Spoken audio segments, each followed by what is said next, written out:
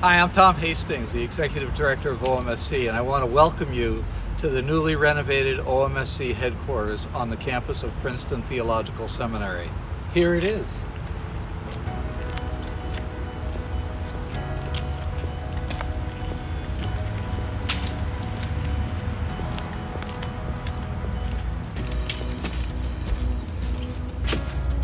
As we enter the house, I want to be especially cognizant of those of you who gave gifts for the renovation. You contributed to our Second Century campaign, and you will now see the fruits of your gifts.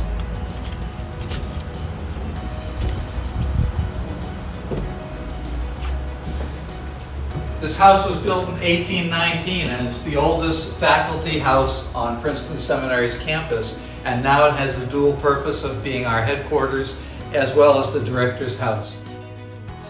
In 1922, we started OMSC at Ventnor by the sea. The Doan family had given a gift of land which eventually was developed into a whole block, and it was called the Houses of Fellowship. It was a place of welcome and rest for missionaries on furlough from the foreign fields. So from 1922 until 1987, we were located in Ventnor, New Jersey.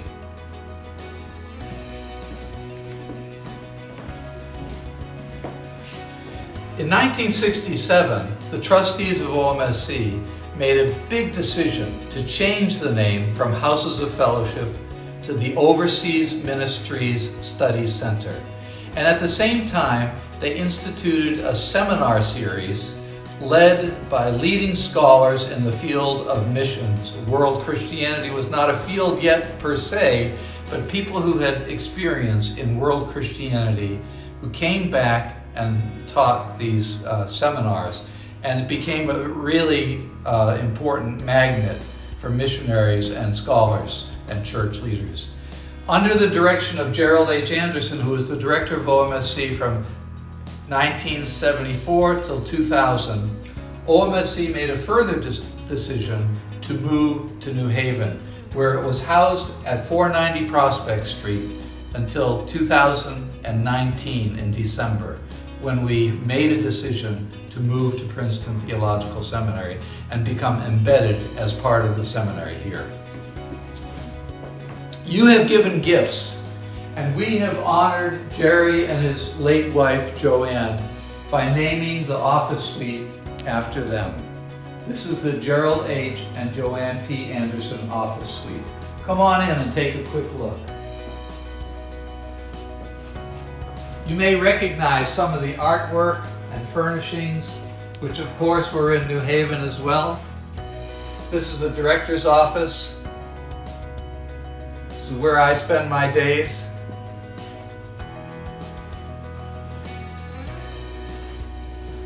Out here is the office for my Assistant Director for Academic Programs, Dr. Easton Law. File cabinets, etc.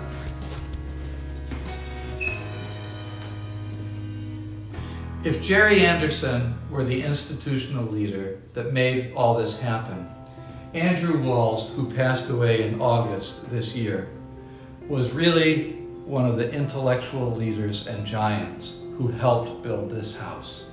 Therefore, with his permission and the permission of his wife Ingrid Renaud Walls, we have named the seminar room the Andrew F. Walls Seminar Room. Please come in.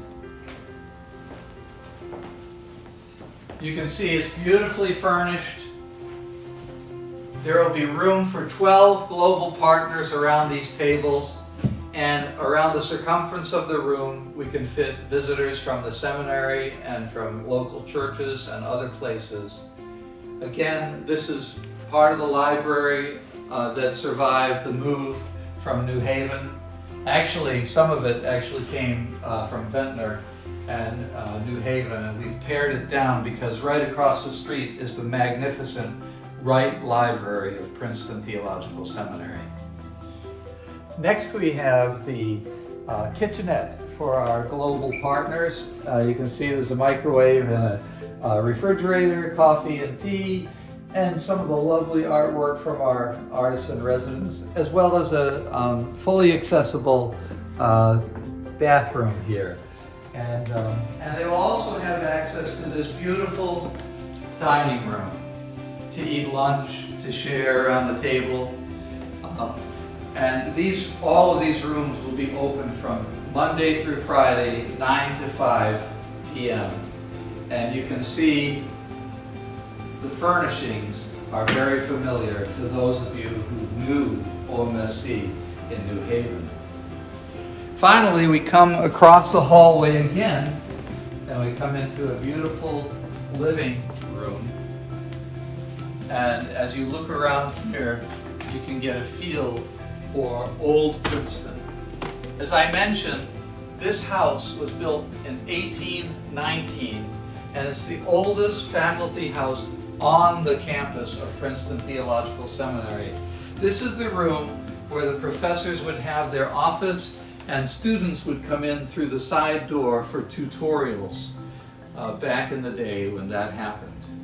Up here you can see many copies from the IBMR, and then over here you can see our art books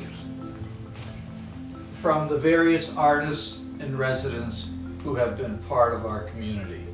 So this is a space where our global partners and our seminary friends and visitors can come, sit down, have a cup of tea, and a conversation.